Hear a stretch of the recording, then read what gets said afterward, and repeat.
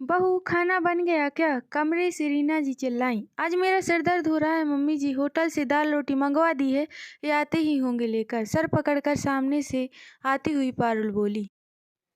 अरे बाजार का खाना मुझसे नहीं चलता। बहू, तुम तो रहने ही दो।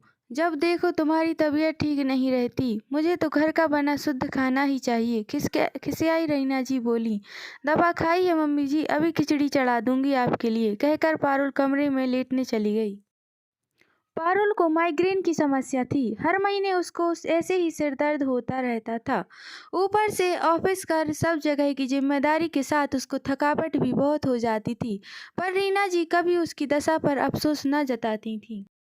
जब कभी घर में रसोइया रखने की बात आती तो रीना जी जात पात का नाटक लेकर बैठ जाती थीं कि मैं सबके हाथ का बना नहीं खा सकती, खाना तो बहू ही बनाएगी। तभी थोड़ी देर में पारुल का पति मनोज आ गया बेटा तू, तेरी बेटी ने आज फिर खाना नहीं बनाया। ये हर महीने का नाटक है। मैं कहती हूँ पैसा फालतू का है जो होटल के खाने पर उड़ाती है। अरे घर में पकाने में इसको आफत आती है क्या?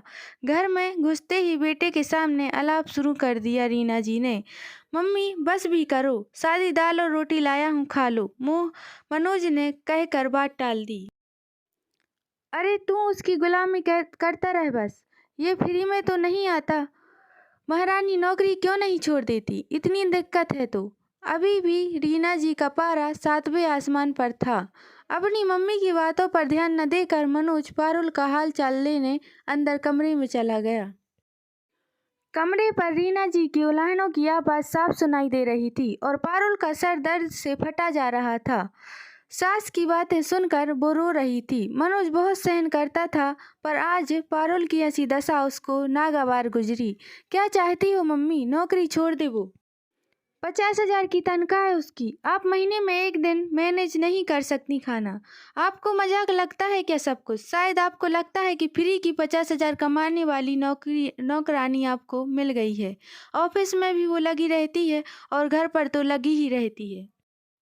अरे अगर आपको समस्या है तो क्या महीने में एक दिन आप काम नहीं चला सकती? जब कभी वो मायके जाती है तब भी तो खुद के लिए खिचड़ी बना लेती हो आप। फिर उसका बीमार होना आपको नौटंकी क्यों लगता है? और सुनिए, पैसा कमाना आसान नहीं होता है। वो सहायता के लिए एक रसोइया रखना चाहती है तो आपको वो मंजूर नहीं। ऐसा कैसे चलेगा? रीना जी स्तब्ध रह गईं कि आज कैसे बेटे का काम खुल गया। बौखलाई रीना जी ने पट्टे से अपनी बिटिया को चुगलखोरी के लिए फोन लगा दिया। फोन उठाते ही उधर से आवाज आई, हेलो मम्मी, आज बड़ा सर दर्द हो रहा है। पिछले 2 महीने से लगातार कभी भी हो जाता है। मैं तो पड़ी हूँ आराम से, होटल से मंगवा दिया है खाना। मेरी सास से तो कुछ नहीं होता, महीने में एक दिन भी नहीं बना सकती खाना। आप बताओ कैसे फोन किया? उनकी बिटिया उठाते ही एक साथ में बोल गई। घड़ों पानी पड़ गया रीना जी पर। कुछ नहीं कहकर फोन रख दिया रीना जी ने। और उस दिन के बाद से जिस दिन घर में रोटी नहीं बन पाती थी, चुपचाप अपनी खिचड़ी बनाकर खा लिया करती थी।